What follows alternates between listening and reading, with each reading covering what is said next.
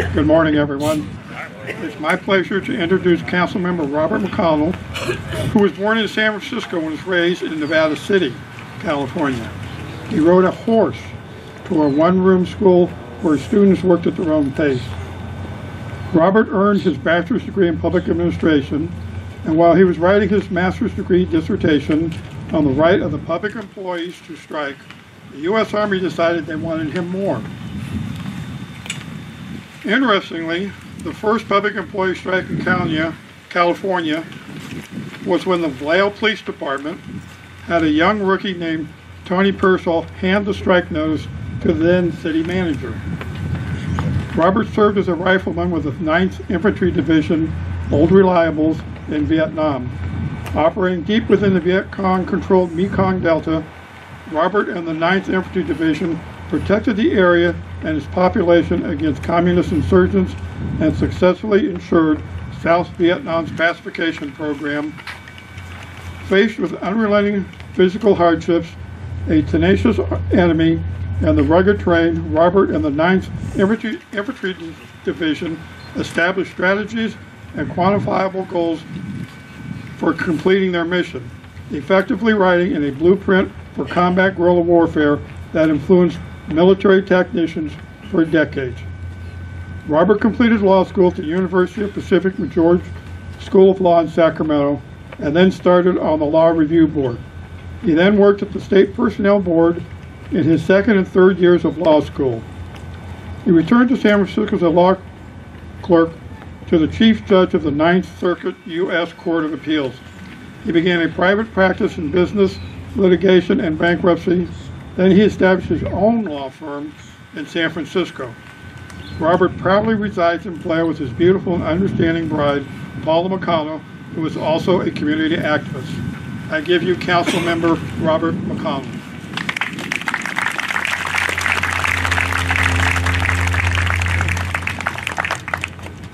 Thank you, Mr. Morrill, and thank everyone who is here.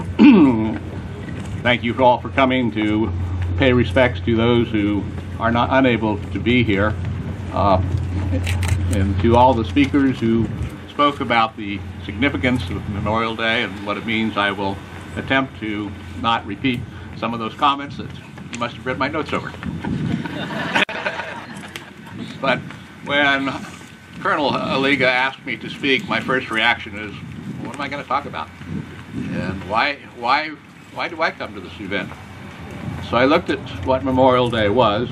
Of course, we know that this is the 150th anniversary of the official Memorial Day. It started in 1868 at Arlington National Cemetery when a speech by then Congressman Garfield, and later President, was made as part of the United States Army's presentation.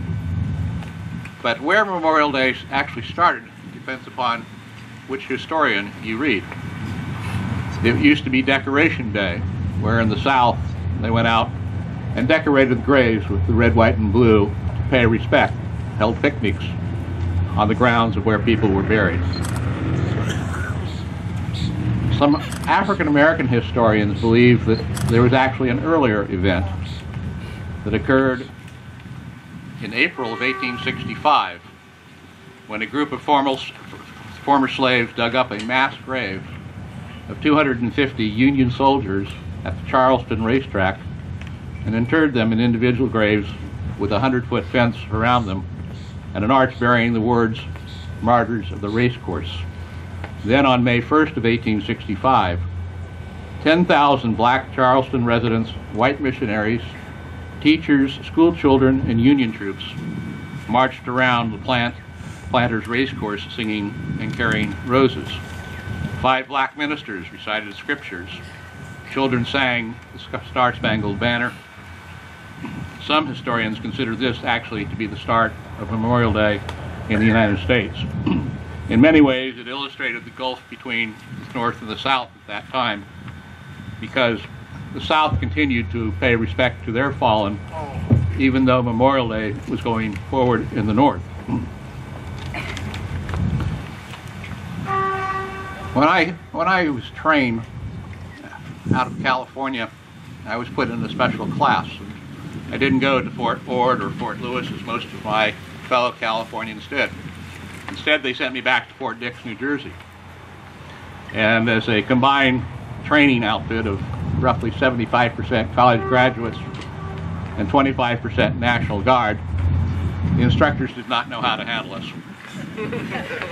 And naturally, being defiant, even then, we defied the rules of restricted travel, which for a young Californian gave me the opportunity to travel to see the Statue of Liberty in New York City, which impressed me significantly as to why I was there. And later, serving at Fort Benning, I again violated travel restrictions and went to Arlington National Cemetery, where this all began. There were about 15,000 graves at Arlington when the first memorial service took place. By the time I arrived, there were over 400,000. And as I walked around preparing to leave for Vietnam, I asked myself, why am I not already in the ground? Because I felt I was already half dead. After World War II, we continued to develop and pay homage to it. It was President Johnson who in 1966 actually declared Waterloo as the first official place of Memorial Day, even though that ceremony didn't occur until May 4th of 1866.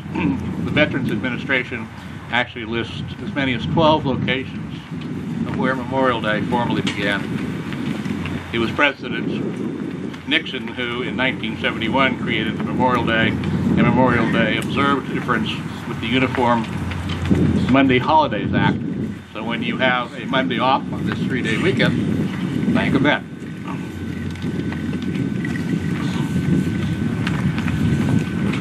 Looking at those historical significance didn't really answer why I came down here. What is it that brought me? And for me, Memorial Day is a day of bittersweet memories. It's bitter because I remember those who served with me in Vietnam. And some of them come back to me as ghosts and memories on a day like this. And I have to pay homage to some of those. There was Keith, a young man from San Luis Obispo, who everybody loved because his family didn't just send him letters. They sent tape recordings, and we could actually hear the voices and hear what was going on back home. One day, we received word that our commanding officer had been promoted to major. He was the only African American and college-educated commanding officer I had while I was in Vietnam. As we prepared to go out into the field one day, we were introduced to our new company commander, the new captain. About 2 hours into our patrol, we came under fire.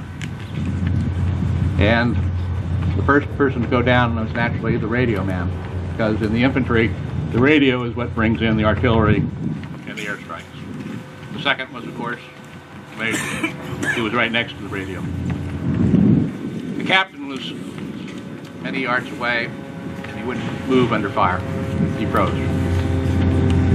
As we began to return fire, we gained what is called superiority of firepower, and even without artillery, we eventually overcame the attack. That started a period of 3 months of a lot of difficulty for us. And during those 3 months, we went through 5 company commanders. We lost about a third of our company. 3 of those company commanders were killed, 2 were wounded, and 1 was relieved on the spot. Everybody had a doc in their outfit, the medic. Our doc was a conscientious objector. And when he first arrived, he struggled greatly to decide whether to carry a weapon. One day he went to the aid of a fallen soldier without his weapon, and we had Viet Cong around us that were shooting at him. That night when he came back, he reflected upon that, and despite his religious beliefs, he decided to start carrying a weapon. We never really knew if he ever put a weapon, a round into the chamber, but he carried it. And one day on patrol, he violated one of the rules of infantry, which is you don't go by a bunker. You don't go by what we call spider traps. And as soon as he went by, out of it popped Viet Cong, killed him. But everybody remembers Doc because we called him Lucky. He had been lucky so many times before in rushing to the aid of the fallen and giving aid without consideration of his own safety. So I remember Doc on a day like this.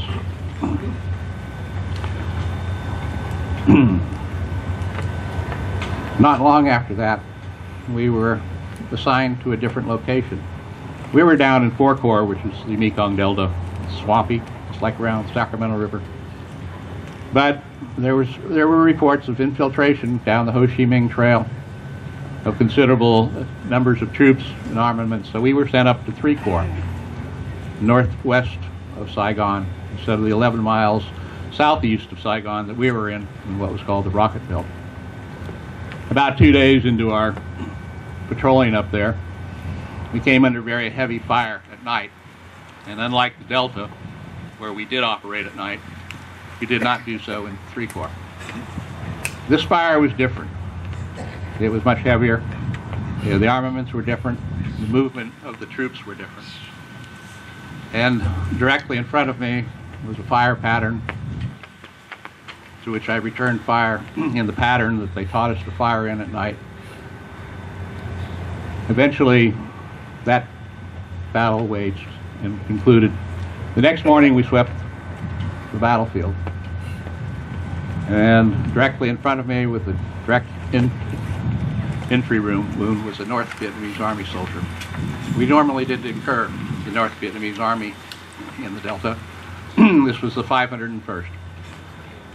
We had a Tiger Scout who was a Viet Cong member who had decided the other side looked better. He came over and we retrieved a letter from his body, from the body of the North Vietnamese Army. And in it was a letter from his wife in Saigon, or excuse me, in Hanoi, who talked of the difficulties they had and the bombing and how it impacted their lives. There was also a photograph of a young Asian woman with 2 children on each side of her. It could have been my colleague, Rosanna Berta-Oliga. And I remember my foe as well as my fallen comrades on a day like that. Shortly after that, I guess the commanding officers took pity upon us and gave us what was considered a plum assignment. We were to provide security to a combat engineer unit not far from camp. So we set up on a hill in the shade, feeling comfortable. And we actually had hot meals that night come out to us in a truck from our base camp in Rakhine. Somebody was asked to escort the truck back to the camp that night. Nobody volunteered, but finally I was assigned the job to be reconnaissance as Berkey did when he was in the military. About the time we came into base camp, it was night, and the radio cracked with a firefight back at the bridge. The next morning, when I returned to my unit, a guy by the name of Cowboy pulled me aside, and he pointed to the hill where I had been and thrust a Chinese-made rocket-propelled grenade into my chest and said, "You were damn lucky you weren't here last night, because the combat engineer who took your place took a direct hit of this in his chest." And you wonder, you wonder why you're a survivor. You don't know at the time. But just make sure that everybody didn't pass away. Not long after we blew an ambush my very first night, we crossed the courtyard of a farmhouse where they thrashed the rice. And we started receiving incoming fire. The group immediately in front of me, the machine gun crew I was with, burst to the right, and I went to the left along the farmhouse, around the corner, into the ever-loving mud behind a dike. The bullets were whizzing over my head. As I returned fire and started looking around, I realized I wasn't alone. Looking down at me, very disgruntled, totally oblivious to the shells flying over us, was the farmer's pig. I looked at that pig and I thought, this guy's not even affected by these rounds. I said, he's got the right attitude. So I shouldn't worry about it. Well, that's about that time I had to rejoin my group and ran back across the courtyard. with rounds at my heels. Fortunately, I made it. And eventually, I did come home. I was fortunate enough to receive an early out, where I went from being in country from 114 days to 14 days overnight because of the student deferment. And I returned to school. And in many ways, law school was my therapy. Because even though you're a veteran from a combat zone, whether you served in combat or not, you have to put things into perspective. You have to learn how to handle these thoughts that come up and go through your heads. And I think one of my early occurrences was when I had the fortune of speaking with some World War II vets at the State Personnel Board during a coffee break. They were 25 years out of World War II. But those events in their mind were as fresh as mine from 24 months earlier were. And in listening to them, I came to learn and realize that it wasn't the reality that you would ever get rid of those thoughts. It was how you process them, where you put them in your minds. Another event that helped shape me become a vet rather than just a veteran. So when I had the fortunate opportunity to travel through Indian Territory down in Oklahoma after I had finished law school. The Native Americans honor their military more than anyone else. And when they learned I had been a combat veteran, they pulled me off and into the field dance that was reserved only for combat veterans. And for the first time in America, I felt welcome. It wasn't that I felt welcome thereafter, but that made me very proud. Part of the healing process occurred when I went to a ceremony in Berkeley with my wife, and it was hosted by Country Joe McConnell, Country Joe and the Fish, who was, of course, a Vietnam protester, but he was also a Navy veteran. This memorial service was quite different. It wasn't for the veterans. It was for the families. And as I listened to the tales of the families, I came to realize more and more that Memorial Day needs to be about the families, not just the vets, because they're the ones who give us support, and they have to heal along with us. One day I had the opportunity to discuss with my colleague, Jess Malgapo, his experiences in the Navy, a supply officer. And as he detailed the 20 and 24-hour days that he spent on the deck making sure the supplies arrived safely in the Gulf War, I came to recognize the importance of support. There are 10 support people for every one person who has to pull the trigger. But in listening to my colleague, Jess Malgapo, it made me realize and appreciate the task and the duty that all of the people who help us in the field have to undertake. Everything wasn't nice. I still had flashbacks from time to time, and fortunately I married a very understanding wife. Early on, she awoke me when I was having a dream, and my left hand was on her throat, and my right hand was raised, ready to strike her. Because those events are hard to process. But you have to realize how to process them. And as I've come to heal here in Vallejo, in Solano County, I have to thank you all for what you have done to help me realize that, because I couldn't have done that without you. We're all here for different reasons today. And I would like you to take a moment just to remember who you remember and why you're here, as I have just done, because every memory is important to us. And it was in 1915 that Lieutenant Colonel McCrae wrote these words: "In Flanders fields the poppies blow between the crosses, row on row, that mark our place, and in the sky the larks still bravely singing, lies scarcely heard amid the guns below. We are the dead. Short days ago we lived. We felt. We saw dawn. We saw sunset glow. Loved and were loved. now as we lie in Flanders Field. Take up our quarrel with the foe. To you from the falling hands we throw. The torch be yours to hold it high. If ye break faith with us, we will die. We shall not sleep through, though poppies grow in Flanders Field. And I wear this poppy today because it represents the VFW and the people who died in combat. It actually was a work project that was started in 1924 because veterans couldn't find jobs. And as a young person, I thought, why would anybody buy a poppy like that? It was insulting, I thought. But these experiences that I have been blessed with here in this county and throughout my life have taught me to appreciate the value of that poppy, which is why I wear one today. So I thank you for coming, and I hope that you will continue to remember those who were important in your lives as I have in mine. Thank you.